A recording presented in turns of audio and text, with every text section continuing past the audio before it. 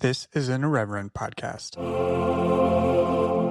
Check out irreverent.fm for shows from all our friends.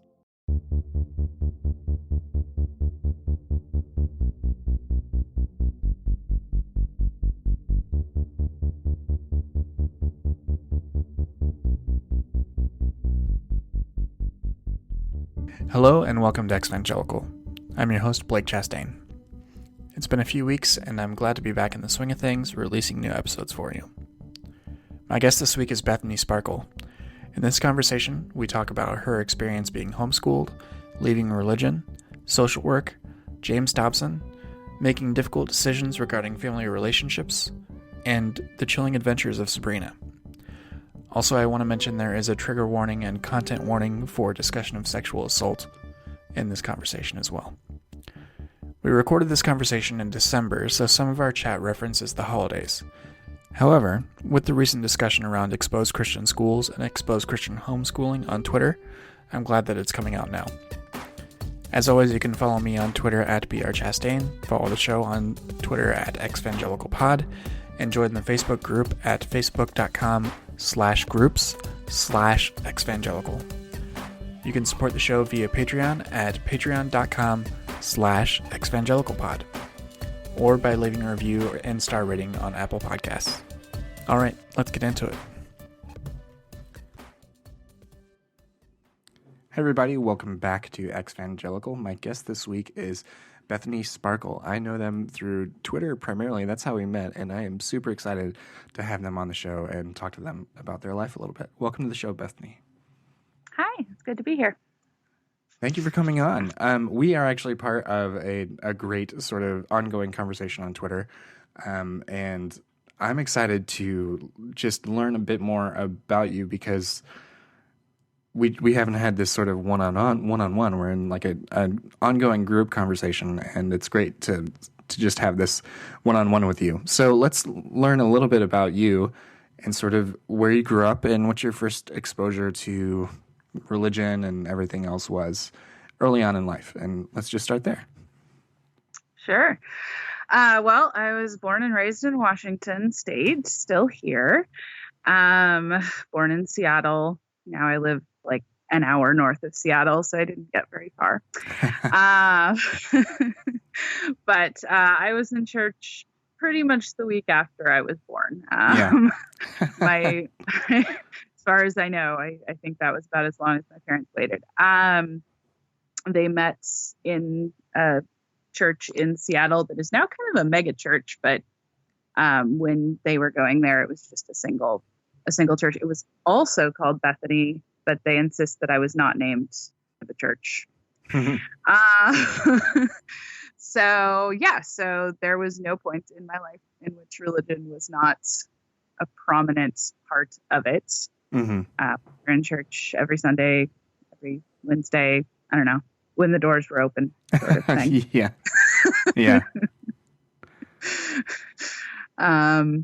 And then my mother also homeschooled us. So it was like church was pretty much the only social outlet as well. Mm-hmm. We were sort of like very mainstream evangelical. We weren't, whatever that means. We weren't super fundamentalist.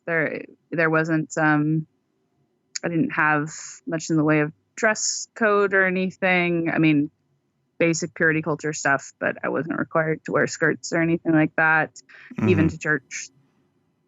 I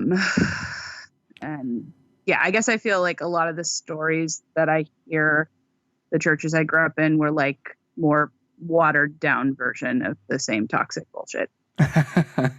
Yeah, that's fair. Yeah. Though you did have the added element you mentioned just now of homeschooling. That is something that is not part of my story, but through these conversations and observing other conversations on Twitter and everything, I've learned some of the things as far as like different curriculums and all that sort of stuff. And I know that some of the more recognizable ones were things like a Becca curricula and others. I think another one is called ACE. Is that right? Yeah. How did that experience through homeschooling and what I guess just primarily the material that you were given to study. What was that like? And how was your experience of that personally? Well, my mom decided to homeschool us, and dad sort of agreed. I think primarily to protect us from the evil public school system and keep us from being brainwashed, which clearly worked out super well. There was not a lot of concern for education in there. My mom actually comes from a pretty upper middle class family. Her family has money and they're all educated and they all have degrees except for my mom, who never finished college, but apparently was smart and good at college when she was there. And my dad doesn't really come from that background. His is a lot more blue collar, but so she did grow up with education being a big deal, and my mom's family was very concerned consistently as to the lack of education that we were receiving. I can't tell you a lot about the specific curriculum that we received because honestly, my memories of my childhood are pretty vague, if they're at all. But I know that we had a Beck of math. I remember that. And at some point, when I was older, I have two younger brothers. When I was older, and my brothers, probably by high school, and my brothers were a little bit older, she moved into, I can't remember what the curriculum was called, but it had an online type of thing, or I think it was actually CD-ROM. Mm-hmm. And so she could just sort of send us to do that. The biggest thing with my mom was that she was not a good teacher. My mom's an extremely smart person, but she was not a good teacher. She didn't want to teach. She taught us how to read and how to do basic math. We were all readers. I don't really remember her teaching us anything past that point. I think it was mostly just sort of handing us books and being go do this thing. Mm-hmm. And of course, our science books were mostly, here's 27 reasons in order of why evolution is a lie. And I think that sometimes there were things that were dissect a frog or something like that. And they would send the frog for how to do that. And mom would always be like, I have to do that. So anything, anything that required her to actually be more involved was not something that we did. The only really specific memories I have of school were when I hit high school. I think I probably would have been okay with math if I had had a good teacher. My mom's actually really good at math. She's just bad at teaching it. But I have more or less worked out at this point in my life that I never really nailed fractions. And so I'm positive you're not alone in that. But once I got to algebra, things made a rapid decline because it turns out you need fractions for algebra. So mostly I remember every single day, for I don't know how long, my mom screaming at the kitchen table and being why are you pretending to be stupid? Because I know you get this, and me crying. So that was not great. And I still get a little bit of PTSD is probably too strong of a term, but I still wince a little bit at I don't know, formulas and shit. I don't really remember doing much in the way of school when I actually did get to college at some point. I had never written a paper. I had never done any of normal school stuff. Mm-hmm. Within that context, also of being homeschooled, what was your sort of media consumption? Was it sort of policed or monitored closely, or did you, since you were readers and everything, were you allowed to sort of express your curiosity in that way? Okay, my parents were weird about this. Growing up, I didn't my parents were pretty abusive people mentally and emotionally, but I didn't really know that. And part of the reason that I didn't know that was because compared to a lot of the people I grew up with, they seemed less crazy. And that's a low bar. But, but we read Harry Potter. My family loved Harry Potter. which I feel like is like the easiest go-to as to like what was different. My parents liked fantasy a lot. They, you know, I mean, like they weren't really into like the idea of Satan. And I mean, they believe Satan existed, of course, that's a requirement, but yeah. but they didn't talk about him as like, you know, being in danger of Satan or demons or anything like that. Certainly our reading and watching was policed. Like I couldn't read anything that my mom hadn't read first until I was probably 12 or 13. And we didn't own a TV until I was 9 or 10, and then it was just for movies. And that was, I didn't watch my first R-rated movie until I was 17. But it's still, you know, I had a lot of friends who like weren't allowed to watch the Smurfs or I'm trying to think of other examples. Gummy bears for some reason sticks out because they were supposed to be like some sort of satanic element to these things, and my parents thought that how are they bouncing here and there and everywhere if it's not exactly Who knows? And my parents thought that was so like they didn't think it was bad, they didn't think it was toxic or like problematic, but they just thought it was silly. I think there's sort of a class element to it in some ways. But I wasn't allowed to watch Care Bears because it was too politically correct. And and that was really the big difference, is that my parents weren't concerned about Satan, but they were very concerned about liberals. so my media was extremely my father listened to Rush Limbaugh every fucking day of my life. Oh, that's as far as I know, he still does. That is relatable. Yeah. So as far as I know, I was probably a lot more influenced by like what was politically correct, and that just got tied into being part of religion. Okay. Yeah. So that's a good question too. Did politics sort of enter into your family life too? It seems like with the mention of Rush, I mean, I know that Rush has influence that I think, you know, if you do want to talk about filter bubbles, like I don't think people realize how influential that man has been on a generation of other men. No, I don't think so at all. My dad just liked conservative talk radio in general, but he did particularly love Rush Limbaugh, which is so weird to me because my dad would never talk like Rush Limbaugh talks. Like my dad is an asshole in a lot of ways, but he's like a polite asshole. I don't know. He's passive aggressive. He would never be aggressive like that. And I had never heard Rush Limbaugh when I was a kid. I just knew that Dad listens to him. He drove for FedEx Ground. He was on the road for like 10, 12-hour days. And I actually really specifically remember I was like 10 or 11 and we were on a family vacation, and we were staying in this like cabin on the beach in Oregon, and us kids got to sleep in like a loft, and it had like a, you know, you could see down into the living room, and my parents were watching television, and I was sitting at the edge of the loft watching the television because I was obsessed with TV and movies.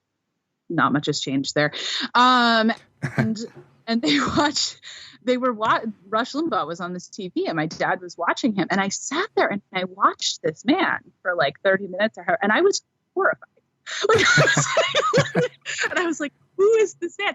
And the next day I was just like, Dad, I watched Rush Limbaugh when you guys were watching it last night. And he was like, oh yeah. And I was like, I think he's really mean.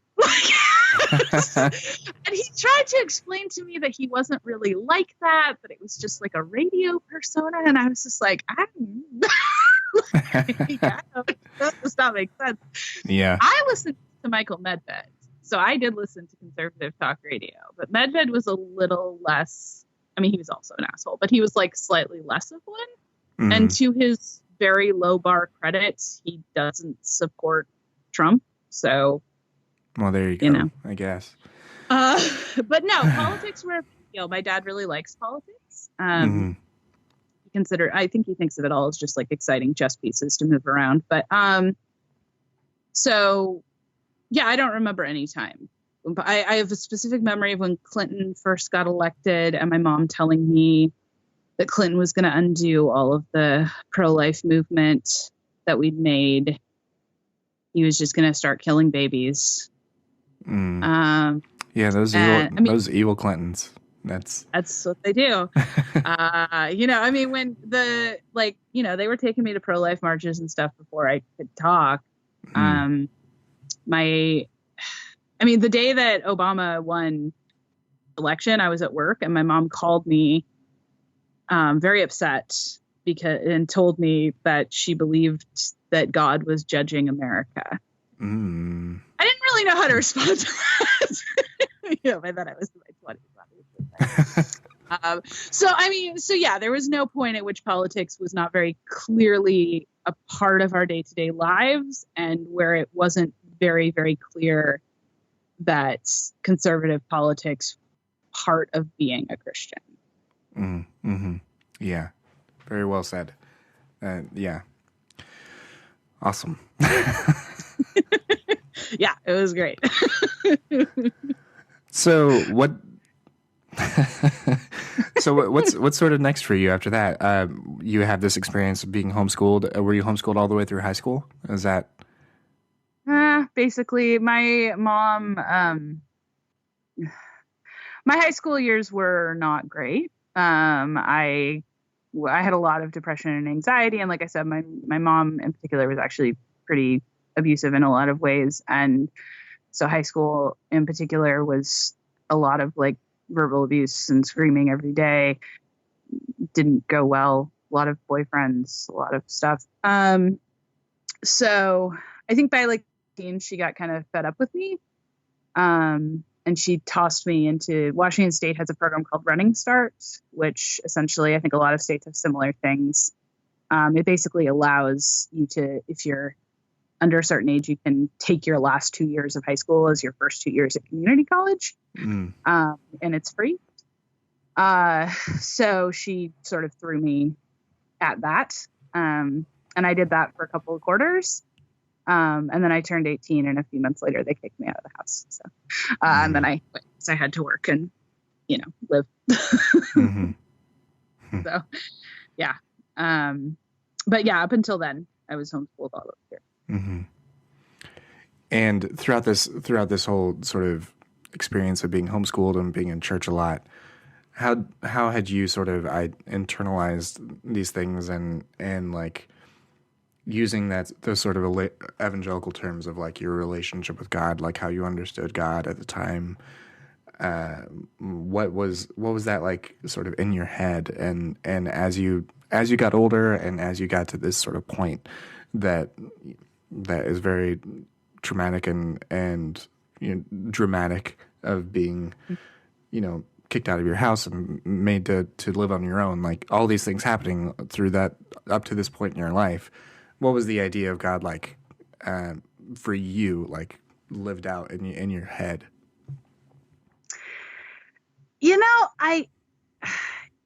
He was just oxygen. You couldn't get away. Like it wasn't something I thought about a lot, I think. I don't know. I think about Jonah a lot when I think about it now. Yeah. Trying to run away and can't. Right. You can't run.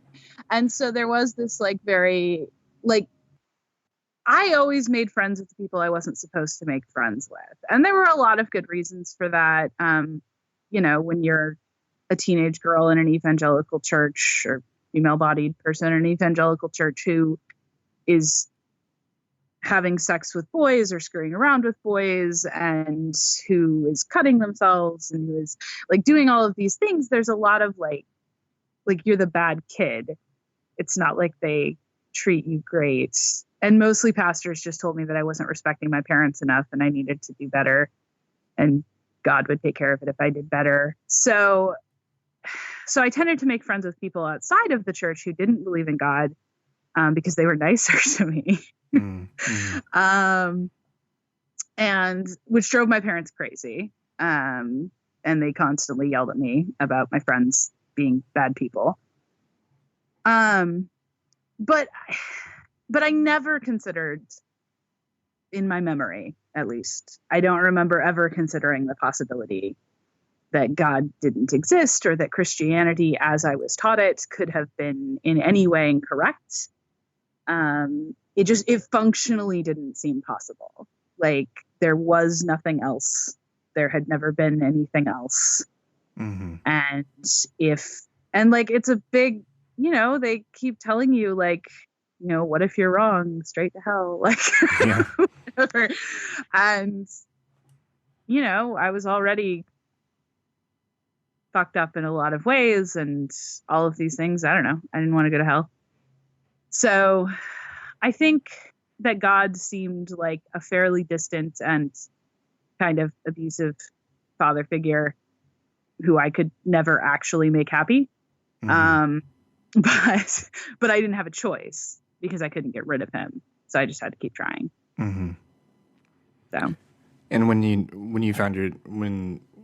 you were on your own at 18, did you still like sort of pursue that sort of churchy stuff, or was it just like, okay, I'm done with this now? Oh God, I wish. No. God, that would have saved me so many years of my life. No, my folks kicked me out at 18 pretty abruptly. My mom had I didn't do the dishes one morning, and I came home, and my mom informed me that I had used my 9th life, and she wanted me out of the house by Saturday. So I ended up on my own pretty abruptly, and I think if it hadn't been for my brothers, I might have cut off my parents then.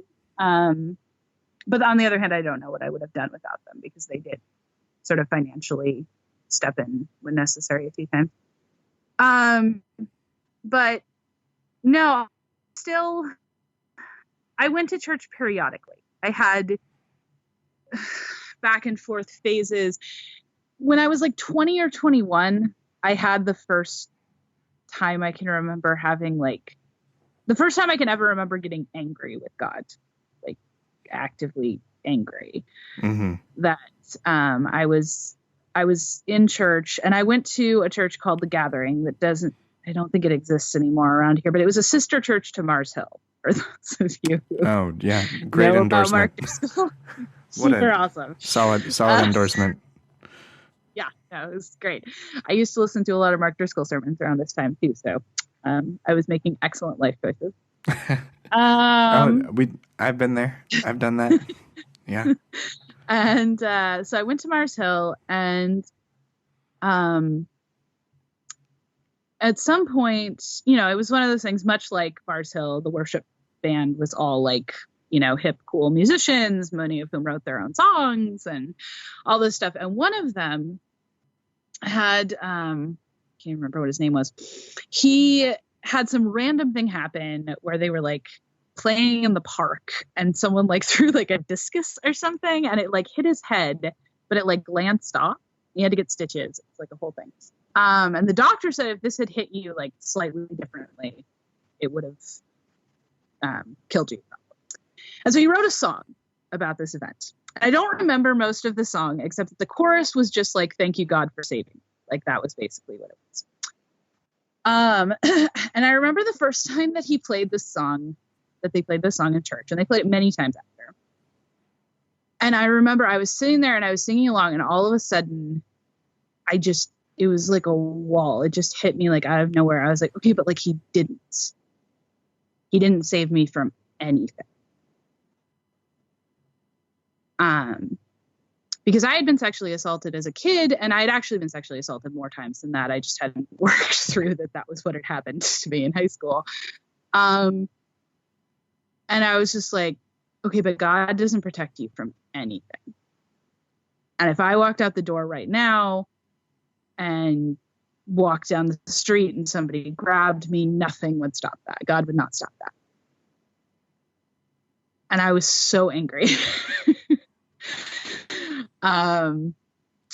And I just sat down and like didn't sing the rest of the song. And I sort of stopped going to church for about 6 months. And I remember I talked to like one or two of my friends who were still Christians who had answers, because there isn't really an answer for that. And then I went back because, again, I didn't feel like there was a choice. And part of the brainwashing, gaslighting thing is the consistent repeating that you can't, if you're mad at God, it means God exists, because you can't be mad at something that doesn't exist.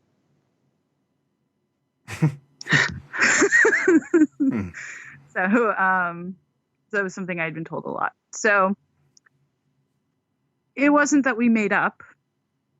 It was more just that I accepted that there was nothing that could be done about it, and that apparently God knew more than me, and no one was going to protect me. But I had kind of always known that. So I just went back to church, and I never sang that song. Yeah. Was there a point for you when you sort of consciously made a break with evangelicalism or Christianity in general, or as far as where you are now in regards to everything, was it sort of just a gradual moving away from that sort of belief and practice? I mean, it was probably both, but there was definitely a very abrupt. I mean, yeah. Like, I can point to things that happened gradually before that, but I had this one year where I basically turned my entire life upside down. I decided I wanted to go back to school. I was 28. I decided I wanted to go back to school. About 6 months before that, I had finally gone on medication for depression and anxiety. I had finally started therapy. So I was sort of starting to figure some stuff out. And the more I figured stuff out and the more that I was in therapy, the more completely untenable my relationship with my parents was becoming. They didn't know I was in therapy or on medication, but just the more like remotely healthy I became, the worse things were becoming with them. So I quit my job and I decided I was going to be a social worker. That's my plan. And so I went to school full time. And that same year, my parents and I had a whole thing with my dad where I told him that I wasn't going to be around except for holidays for a while. That was in July. And I showed up for holidays. It was really awkward. And then my birthday, which is in March, they showed up and were terrible. And I basically had a nervous breakdown for like a week. And then I decided, fuck this. I wouldn't keep anyone else in my life who made me feel this way consistently, repeatedly. So I'm done. I'm just not going to show up. So I just stopped showing up. They lived about 5 to 10 minutes away from me at that point. I stopped showing up. They never came after me. They live 15 minutes from me now. It's been almost 6 years. They still haven't come after me.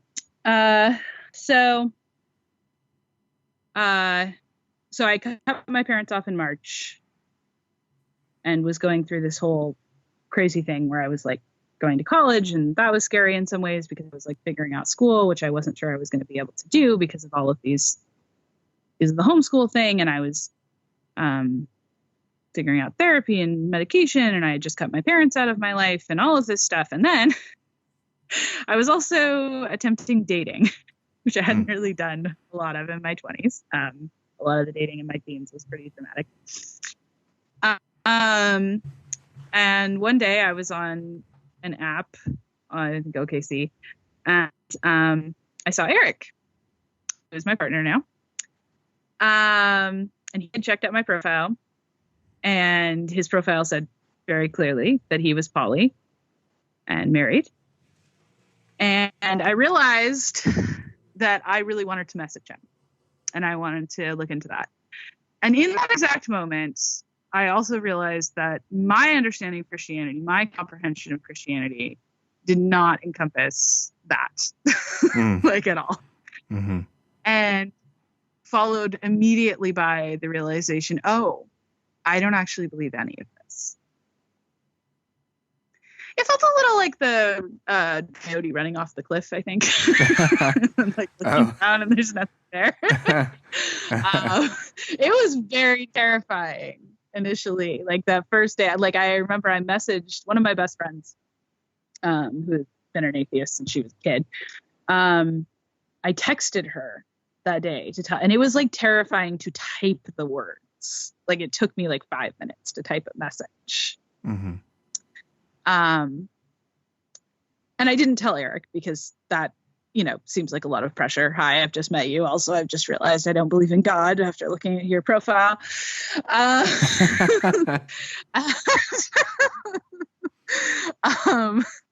And so we met and we started dating, and he didn't find out about that. He knew that I'd recently-ish stopped believing in God, but I think he was thinking more like a year ago. And then in October, so that was in June, and then in October of that year, I decided I was going to start writing a blog, which I did for a while. And so I messaged him. I was like, hey, can you take a look at this first blog entry, which talked about when I started? He was like, wait, that happened when you met me? So that was how he found out that. Anyway, so there was definitely a very specific moment. Yeah. Interesting. Then, then there was Trump several years later, and that made me a lot angrier than I had been. Yeah. He's good at making people angry. It's true. It's important to have a skill. He doesn't have a lot of skills. That's his one skill that everyone can agree on. I mean, you gotta have something, right?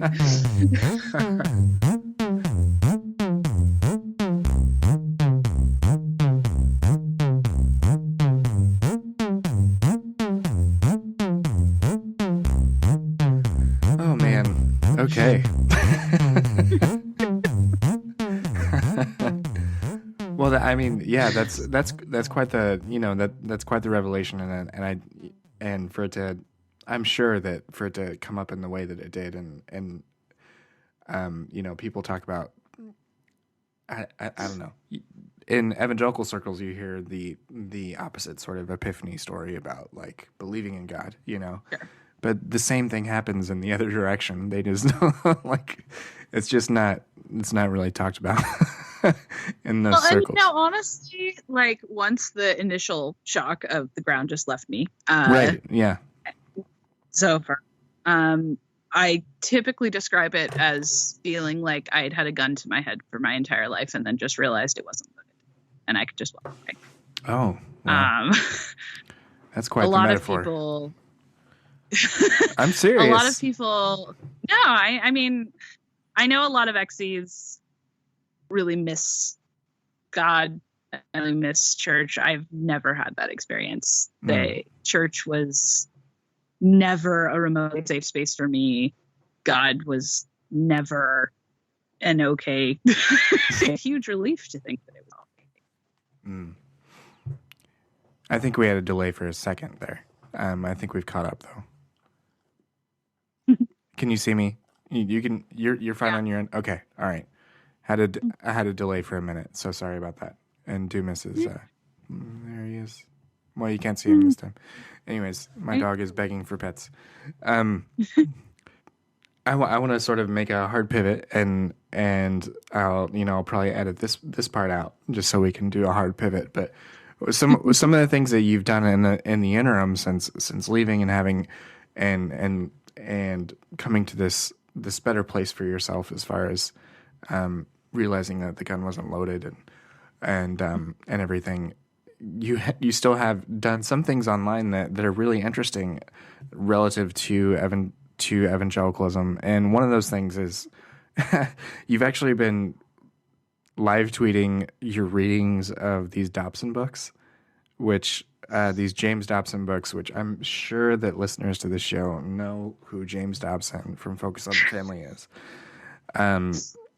But for folks that don't have the pleasure of following you on Twitter, tell them about what you've been doing with this on and off project that has led you to be blocked by James Dobson. I worked so hard on that. I was so proud. I don't know anyone else who's been blocked by him.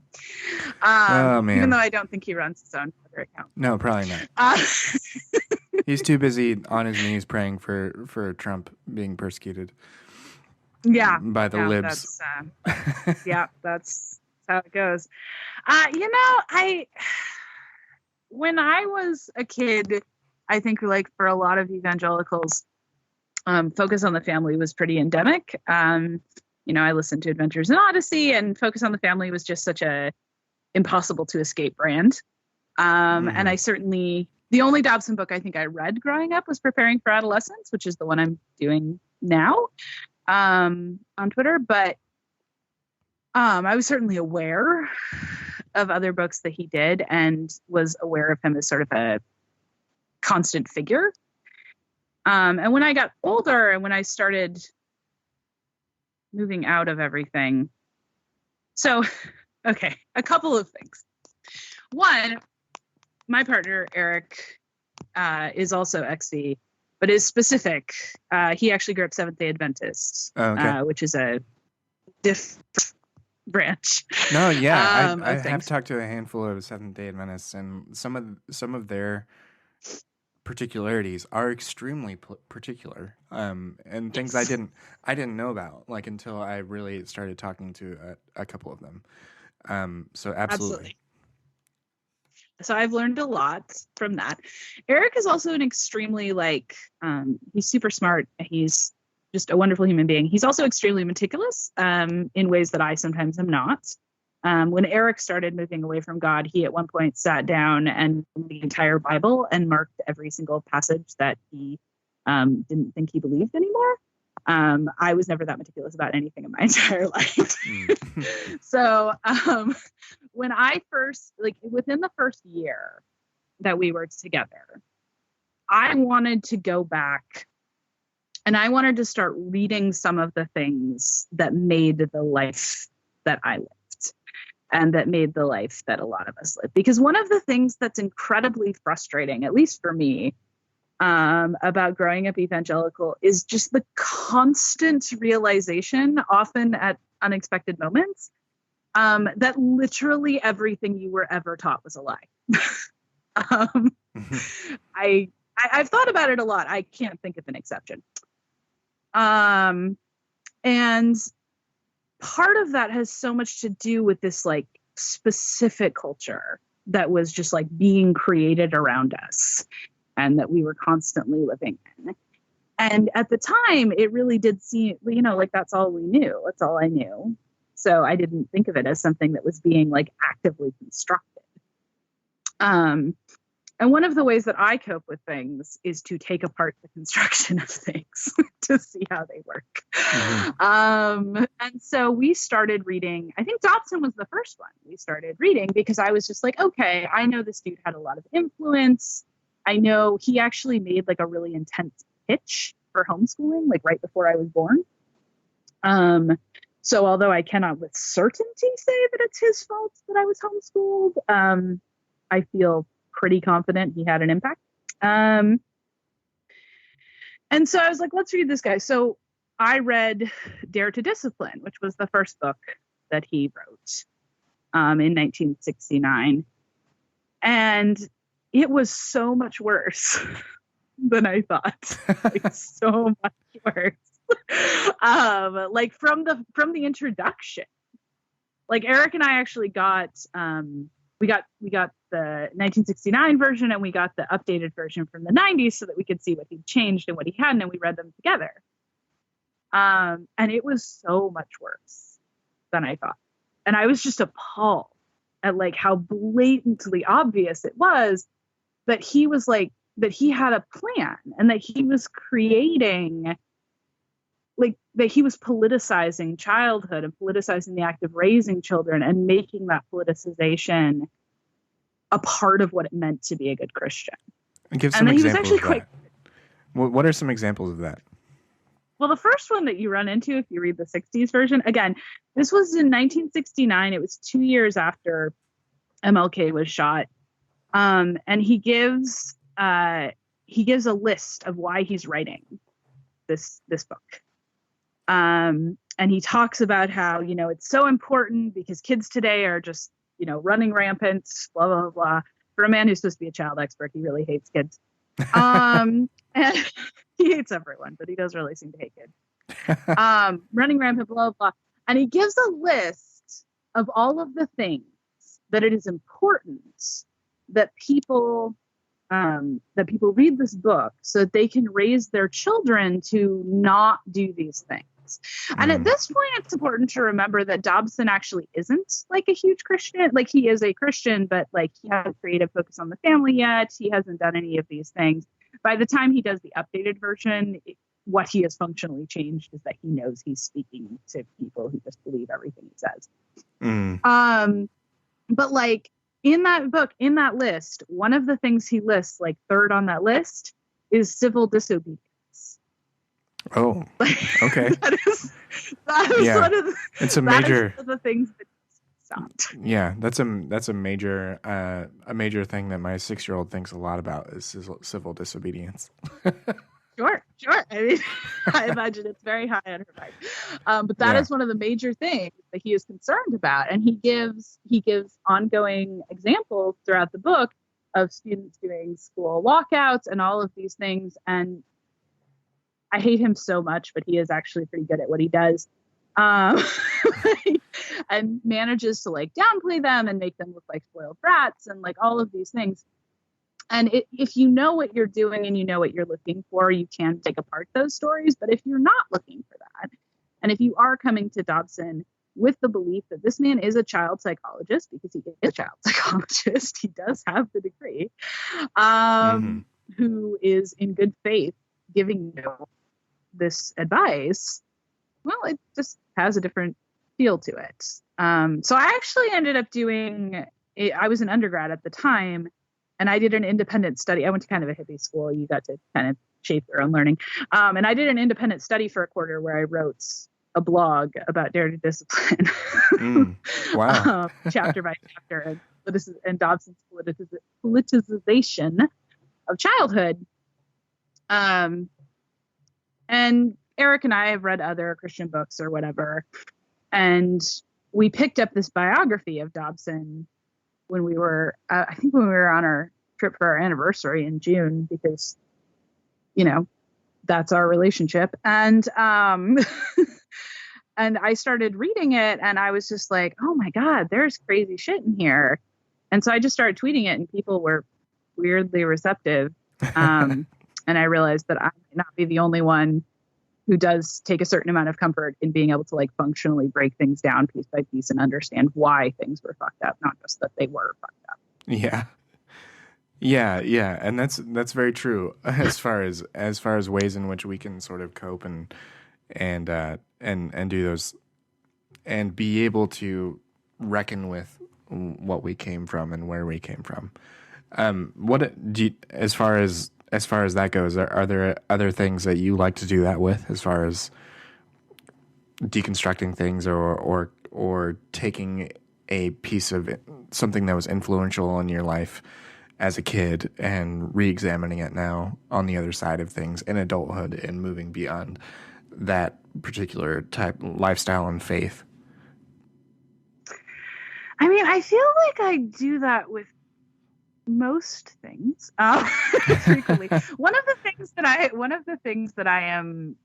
that was kind of exciting over Thanksgiving weekend was that I was started a conversation that Chris Stroop made a hashtag from the evangelical into English. Yeah, that was fantastic.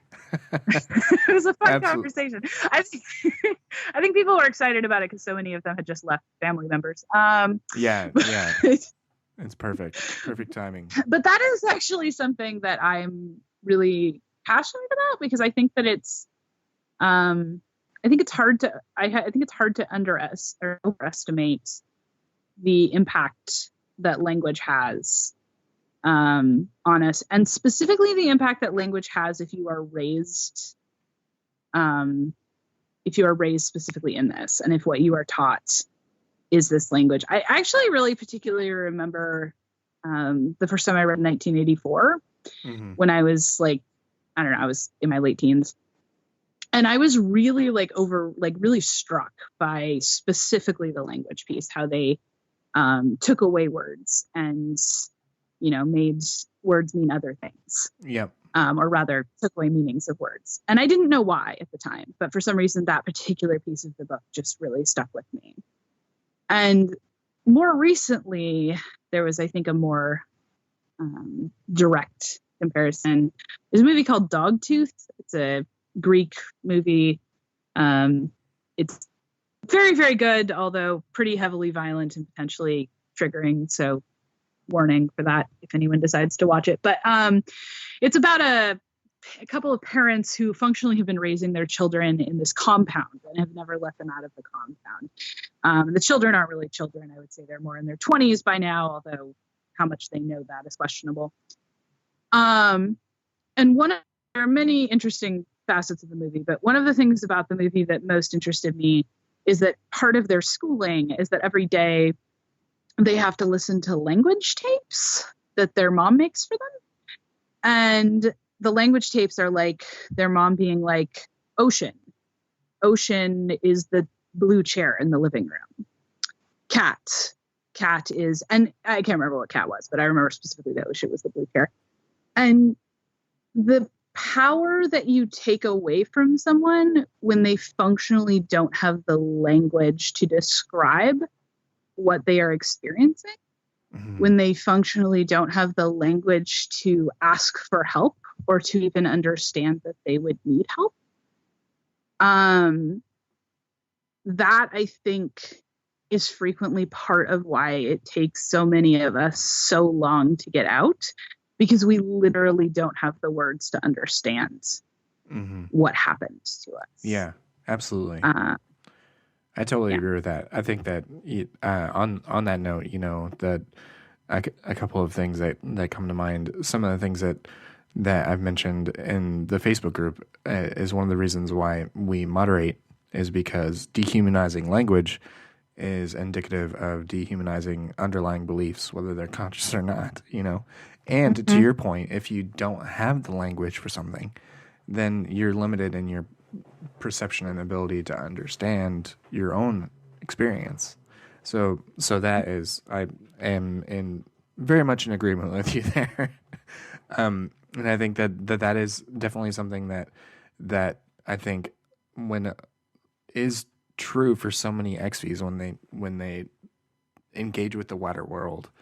That's when they realize that they didn't have the words before. They didn't necessarily have the capacity. And when their capacity is extended, that's when things begin to become problematic. Absolutely. Suddenly the cognitive dissonance becomes a lot more dissonant. Yeah.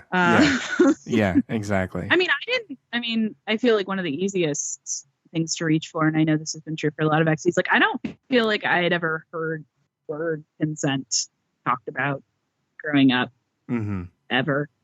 In regard, because it's not supposed to exist, right? Like the concept of consent is not a meaningful concept in evangelicalism regarding sexuality. Like, it's not intended to be. It doesn't fit anything. So, like, it was intended that I, as a female-bodied person, would understand that my job was to protect men from their baser instincts, that my job was to keep them from going too far, to not dress in such a way that would upset them, whatever that may be. But functionally what that came across, like part of the flip side of that was that like I had a lot of trauma that I was dealing with, and when I was groomed and assaulted when I was in high school, like my understanding of that was functionally, okay, well, I let him do this. Like if I hadn't, like it was my job to stop him before he got to this point.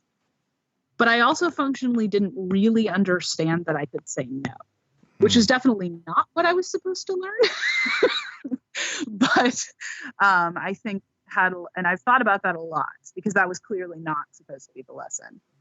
Obviously I was supposed to know that I should say no always. But I think there was a weird mix of understanding, of belief that once men got to a certain point, they couldn't stop themselves, and that it was my fault. And like having that sort of like self-destructive impulse, and also feeling like my body didn't belong to me anyway. So feeling like I didn't have a right to stop someone from doing something like that. Mm-hmm. Yeah. Yeah.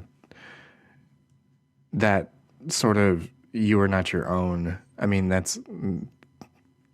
that teaching is so prevalent in so many different sort of subtle ways. And for you to receive that messaging, and then to not receive the messaging in regards to consent, I mean, it just leads to so much pain. And I'm sorry that you had that in your life. Thanks. Yeah, no, I mean, I think I was 19 when something happened, and someone was like, you could say no. And I was like, what? And that sounds dumb, but like I legit hadn't really considered it up until that point. Even then, it took me several years before I could. Mm-hmm. This is a random connection. But by any chance, have you watched the Sabrina on Netflix? Mm-hmm. Do you remember one of the things that really struck me was in the episode with the spoiler for Sabrina. Okay, whatever. This is not I know you didn't walk into this to have Sabrina spoiled for you. This is a minor one. But in the episode where she's being hazed, and the ghosts of the children who had been killed in the hazings were helping her. One of her aunts says to the ghosts, like, I know what you need. It's what all good children need, and it's just permission. Yeah. And to me, that was something that really struck me as, like, sometimes when you leave evangelicalism and you receive permission from someone, like, it's just enough for you to sort of grab onto your own will in a way that is not made clear to you before. No, I think that's a really powerful observation. That's legit.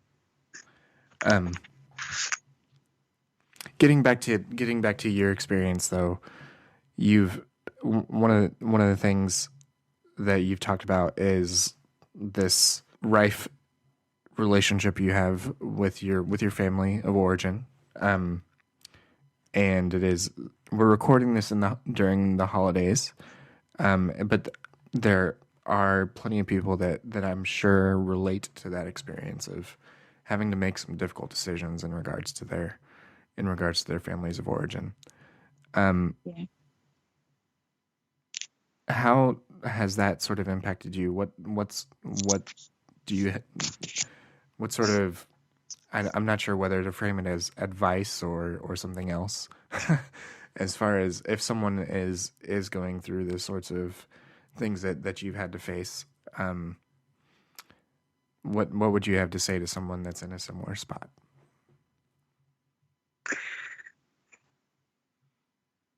Well, honestly, the first thing that comes to mind is directly relating back to what you said, is permission. Like, you have permission to take care of yourself.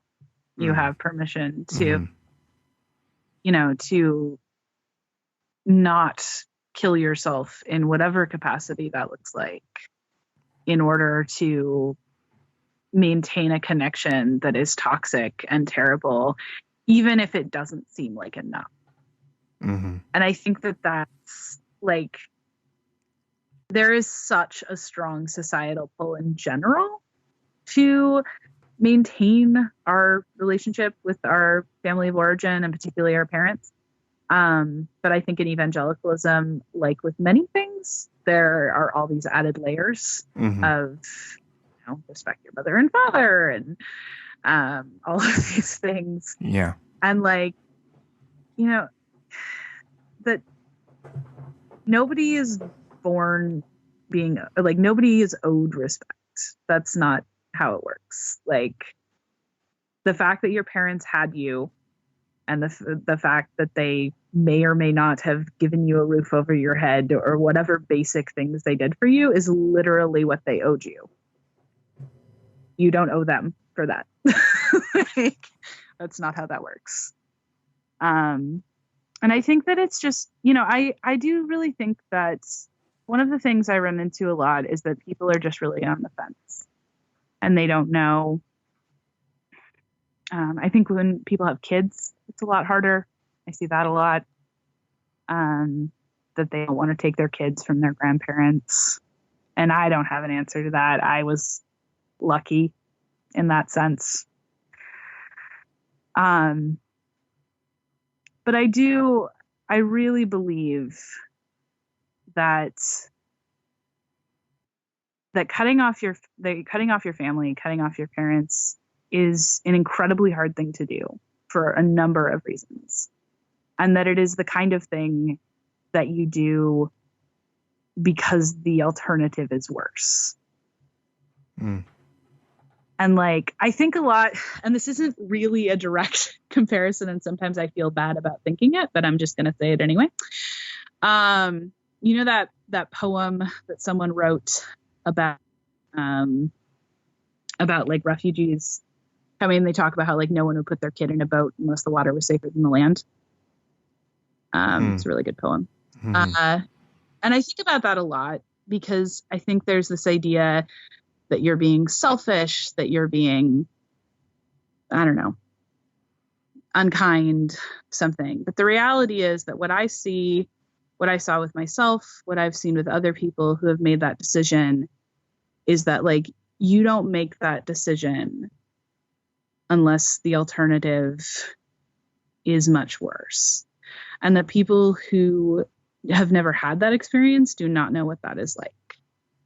Mm-hmm. And cannot understand what it is like to have parents who don't love you or who do love you, but who functionally cannot express that love in a way that is not toxic and devastating to you.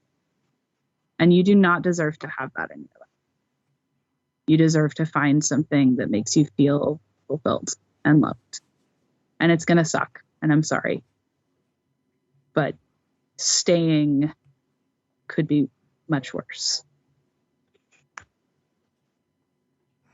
That said, if you choose to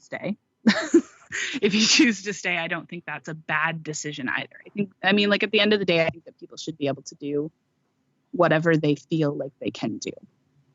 Right. And I don't think people should be guilted for any choice that they make, because I think that when you are in a situation where your family relationships are complex and difficult, that all choices are complex choices. And I'm not going to claim to know what the right one is right now. Yeah. Yeah. There's an old Douglas Copeland book with the title "All Families Are Psychotic," and sometimes that title seems apt. Thank you for sharing that. I mean, those were such good insights into really difficult things that I'm sure that some people, if that is their experience and what they have to work through, then I'm glad that they are able to hear you talk about that from someone who has had to make some choices, because that's one thing that I feel is the best thing about any XV community that has formed over the last couple of years, has been this sense that, we're not as alone as we thought we were. And so that's great. And I'm glad you shared that, even though it's not an easy thing to share. What other things are you working on right now, as far as just other parts of your life that you would like to share about? I know you're in school. I know you're working on social work and other aspects of things that do start to intersect with evangelicalism, sort of, but just sort of addressing the sorts of things that come with leaving these sorts of environments. Is there anything else that you're working on that we haven't talked about that we could spend a few minutes on as well? Yeah. So yeah, I'm currently at the University of Washington studying for my master's of social work. Like I said, initially when I decided that I was going to go back to school, I was like, I'm going to be a social worker. I did not think, I thought the idea of going past 2 years in school was crazy. And now I'm, a year and a half into my master's and planning on a doctorate. So, but I have the option to be Dr. Sparkle, and I don't think that I can turn that down. True. So yeah, but part of what happened as I moved through my undergrad was the realization that for me, leaving behind evangelicalism, I know there are people who leave evangelicalism and they're like, cool, I'm out. I'm going to deconstruct this and, build this whole new life. And that's what I'm going to do. I don't think that'll ever be me. I have a lot of interest in the way that I was raised and the way that other people were raised. And there's a shocking lack of research and resources, as I'm sure many people know, for that. So at some point when I was an undergrad, I was like, well, I'm going to be a therapist and I'm going to focus on religious trauma. That was my initial plan. And then I got into grad school, and my second quarter, I took a class in macro social work. So like sort of larger level system stuff. I was like, oh, I see. I don't want to be a therapist at all. So it's fun about grad school. And actually I would probably go crazy if I were a therapist. God bless all the wonderful therapists out there. So now my interests are a lot more wide ranging, and I have yet to figure out how to fit them all into a job. I want to research and publish and teach and do training, and I'm interested in policy, and there's a lot of things. But right now I'm working on my thesis, because research is, because one of the things that you have to get money for anything is to have research and sort of enough proof that something is a problem. And that is severely lacking when it comes to evangelicalism or really religious trauma in general. There's some work done around Catholicism and sexual trauma, and there's work done around like what people frequently recognize as like more traditional cults, but not much else. So one of my goals is to continue doing research throughout my career. So I decided that I was going to start my thesis. I'm working on putting it together now. I'm waiting on permission from the ethics board to start the data collection. But the goal is that it'll be a qualitative study. So I'm going to be doing interviews with 5 to 10 people, female people in this particular case, who experience sexual trauma in the church. And I want to talk to them specifically about the impact of evangelical community on sexual trauma and like on sort of that secondary trauma type of experience. And partly I decided to do it this way. I've actually never done qualitative research before. The research experience I have has been quantitative. But there's only one way to learn, though. It's by doing it. It's true. And my advisor is amazing and a wonderful qualitative researcher, so that's exciting. Good. That's good. But I also thought it was really important that if this is one of the things that I want to do with my life, I want to start with actual voices from people in the community. That's really important to me. And not just numbers. So that's what I'm working on right now. And hopefully in the next few months, I'll be sending out requests for people who are interested in being my interviewer and being some of my interviews.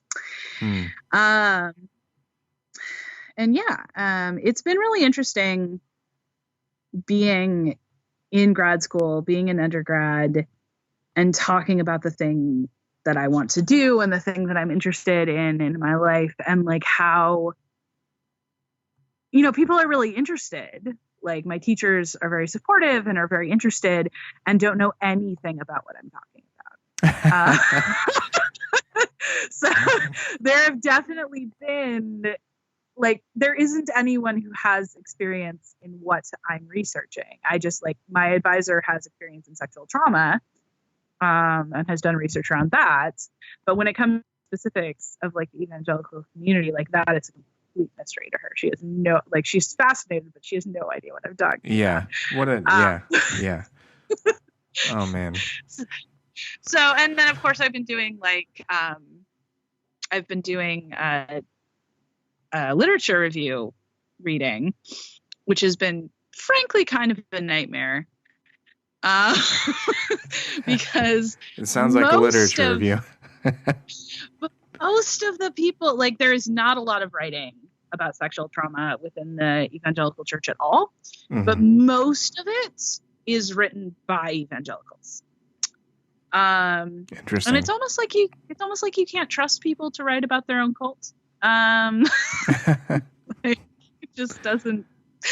Yeah, the articles are excruciating, and very rarely, well, I mean, functionally never bring up, any doctrinal issues that may add to this. They don't. They tend to come from perspectives that I think we're all pretty familiar with, of, sin and shame and all of these things. There's like no strengths-based approach whatsoever. And even when you have situations where I feel like there's a couple of researchers where I'm like, I really believe that you are doing the absolute best you can do, and that you genuinely do understand trauma, at least to a certain extent, and that you are really trying to figure out how to stop what is happening in churches. I believe that. But I also see that what you are talking about is like fundamentally like bringing these concepts in on top of evangelical ideas. And I don't think it's possible to teach monogamy to teach monogamy for one, but to teach monogamy only, but to teach abstinence until marriage in a non-abusive way. I don't think it's possible to teach, obviously many of the LGBTQ things that evangelicals teach in non-abusive ways. And so they have these basic principles that they consider to be critical, and they're trying to move stuff in on top of that and be like, well, if we just move around these top pieces, we can maybe stop this from happening. I'm like, no. Like, what you're teaching is fundamentally abusive. You can't just move around a few of the pieces and fix it. Yeah. There's something more essential to the evangelical sexual ethic that's being taught that is problematic at its core. Exactly. And I haven't found anything talking about that. Interesting. I found one paper that was really interesting about domestic violence and and Christian organizations that try to teach domestic violence, that are primarily try to cope with domestic violence and help women who have dealt with domestic violence.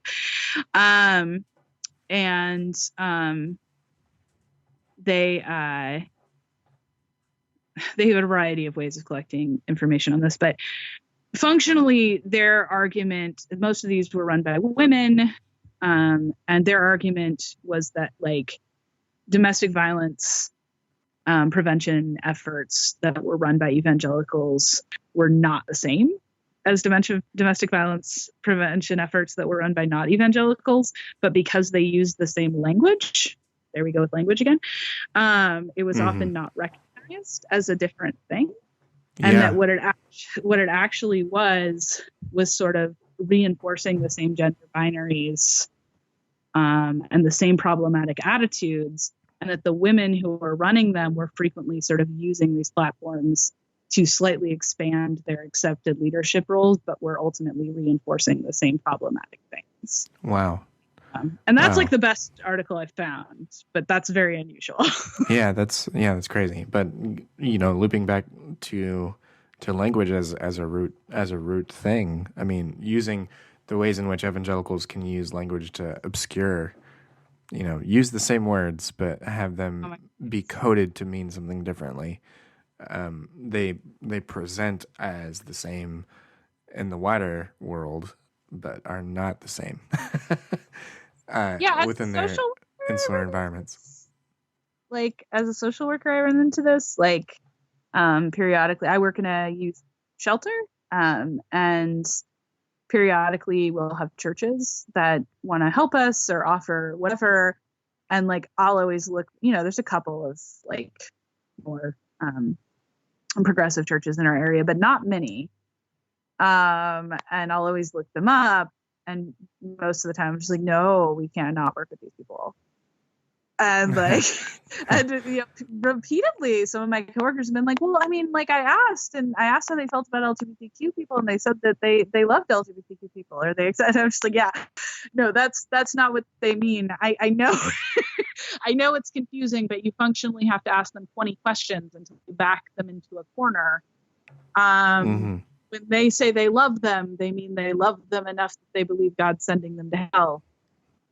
And, I once or twice my coworkers thought I was crazy, but then I was proven correct. So at this point, they usually just listen. Yeah. It's good to heed advice from someone that has that personal experience, right? Well, but it does sound crazy, right? Like, yes, I know they said they love them, but actually, no, they think they're going to hell. Okay, what? Yeah. Oh man. Well, I'm glad that you're out there doing this work and really pursuing this in the way that you are, wanting to examine how these things are taught and how they impact people in such consequential ways, because it's vital work, and I'm glad that you're doing it. And yeah, sorry, I'm getting a little loopy. For the record, I think what you're doing is pretty important too. I hope you know that. Oh, thank you. I do really appreciate that. Where can people find you online? Where can they find your awesome James Dobson threads? Where can they if you're writing anywhere else, where can they find you online to keep in touch with you, because you're doing great stuff? Oh, thanks. My Twitter handle is @Sparkle_heretic. And all my Dobson threads are there. I'm catching them up in moments right now, so per book. So if you want to go through a whole book's worth of James Dobson, you can do that, or you can take them in chunks, which I would probably recommend. I don't do them all at once. I don't know if you want to email me or reach out or whatever. My email address is BethanyJSparkle@gmail.com. At Gmail. Sorry, we dealing with parent shit or at gmail.com. If you're dealing with parent shit or whatever this holiday season, hit me up. I'm totally open to talking. Awesome. Bethany, again, thank you for sharing some of your story with us, and thank you for coming on the show and for doing what you do. Thank you, Blake.